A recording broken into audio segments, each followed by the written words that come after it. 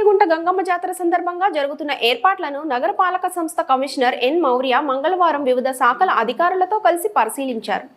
ఆలయ పరిసర ప్రాంతాల్లో జరుగుతున్న ఏర్పాట్లు, ఆలయంలో భక్తుల దర్శనానికి చేసిన ఏర్పాట్లను పరిశీలించారు. ఈ సందర్భంగా కమిషనర్ మాట్లాడుతూ భక్తులు అమ్మవారి దర్శనానికి వచ్చే మార్గంలో ఇబ్బందులు కలగకుండా మార్కింగ్ చేయాలని అధికారులను ఆదేశించారు. ట్రాఫిక్ ఇబ్బందులు లేకుండా అన్ని మార్గాల్లో తగు చర్యలు తీసుకోవాలని అన్నారు. పొంగళ్లు పెట్టే ప్రాంతాల్లో అన్ని ఏర్పాట్లు పక్కాగా చేయాలని అన్నారు.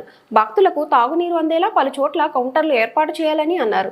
జాతర సమయంలో భక్తులు సమన్వయంతో వ్యవహరించాలని, వృద్ధులు పిల్లల పట్ల మరింత జాగ్రత్తగా ఉండాలని భక్తులకు సూచించారు. ఆలయంలో ప్రదక్షిణలు చేసే సమయంలో దర్శనానికి వెళ్లే మార్గంలో ఇబ్బందులు లేకుండా చూడాలని అన్నారు.